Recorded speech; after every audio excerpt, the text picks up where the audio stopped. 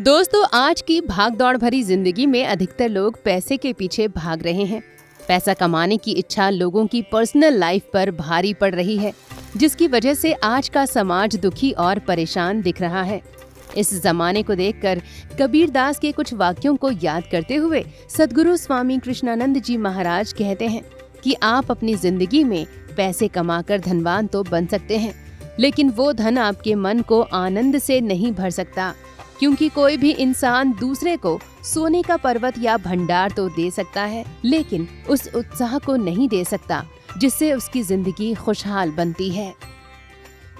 सोने का पर्वत तुम दान दे दो और कनक भंडार, सोने का भंडार भी दान दे दो, तो भी तुमको आनंद की प्राप्ति नहीं हो सकती है। ऐसा नहीं है कि तू सिर में सोने के पर्वत और सोने के भंडार से जाकर मार्केट में खरीद लो, वह परमानंद को वह प्रसंभव नहीं।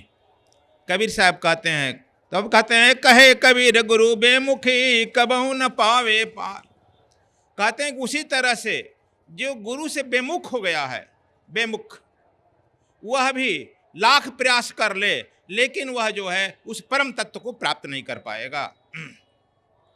यह कबीर साहब का संयोग से आया, और मैं भी लगातार आप लोगों से यह कह रहा हूं, गुरु से बेमुख होकर के तुम लाख तपस्या करो, ध्यान करो, धारणा करो, कुछ प्राप्त होने वाला नहीं।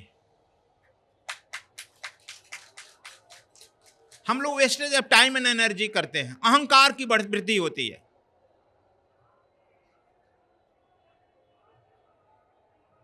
हम नहीं कहना चाहिए, लेकिन प्रयागराज में कहते हैं, वे लोग भी आए हैं सुनने के लिए, लोमस, मार्कंडे,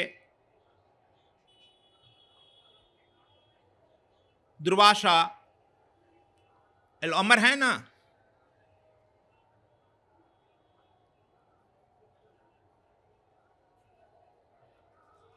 हनुमान जी भी हैं, इसका नाम नहीं ले रहे हैं, छोड़ रहे हैं, जिनका नाम छोड़ रहे हैं छोटो, विभीषण भी हैं, उनका नाम छोड़ रहा हूं।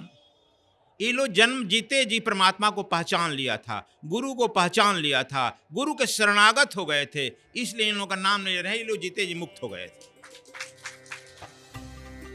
दोस्तों, हम सभी जानते हैं कि भगवान कृष्ण माँ देवकी की 8वीं संतान थे, लेकिन क्या आप जानते हैं कि माँ देवकी की कोख से 8वीं संतान के रूप में श्री कृष्ण के पैदा होने की क्या वजह है?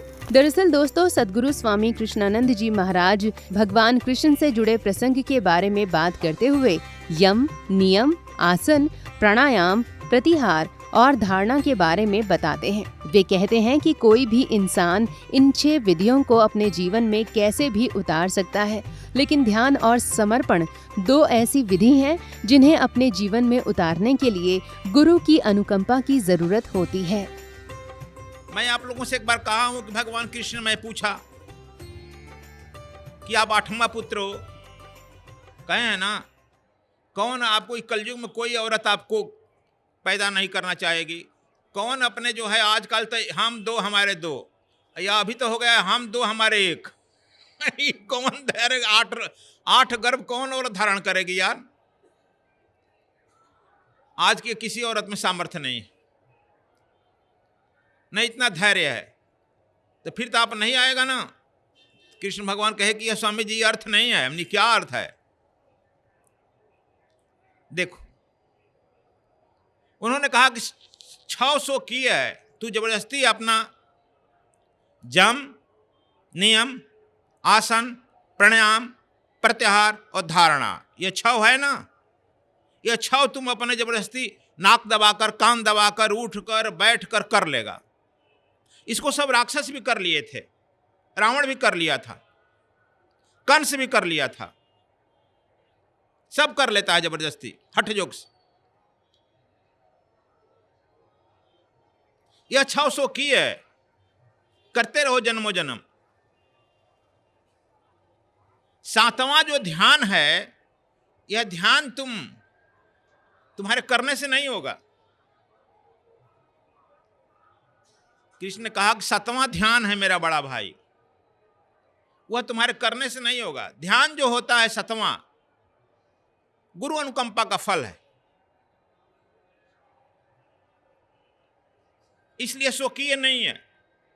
जो लाल बाबा कहे कि तुम्हारा यह शोक, यह जो कैसे होगा, तुम्हारा सब समर्पण कर सकते हो।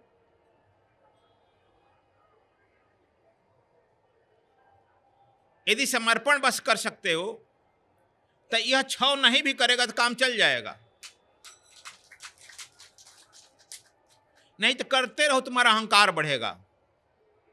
और जितने तपस्वी रहते हैं, अकेले आंख बंद करते हैं, उठते हैं, बैठते हैं, केवल अहंकार बढ़ाता है और अहंकार बढ़ाकर केवल श्राप देते हैं और श्राप देकर इस सृष्टि में राक्षस की पैदाइश कराते हैं। इस मैं त्रिवेणी संघ पर उद्घोष कर रहा हूं। जितने इस सृष्टि में राक्षस बने हुए हैं, इन्हीं तथाकथित ऋषियों का श्राप का देन है। ये हम कह रहे हैं, यहां से उद्घोष कर रहे हैं, जितने राक्षस बने हैं। तो दोस्तों, ये आज का समाज और श्री कृष्ण से जुड़े संवाद को लेकर सद्गुरु के विचार हैं। आप क्या सोचते हैं इस वीडियो को लेकर? कमेंट बॉक्स में जरूर बताएं और सद्विप्र समाज सेवा संस्थान व सद्गुरु धाम से जुड़ने और अपना योगदान देने के लिए स्क्रीन पर दिए गए QR कोड को जरूर स्कैन करें। धन्यवाद।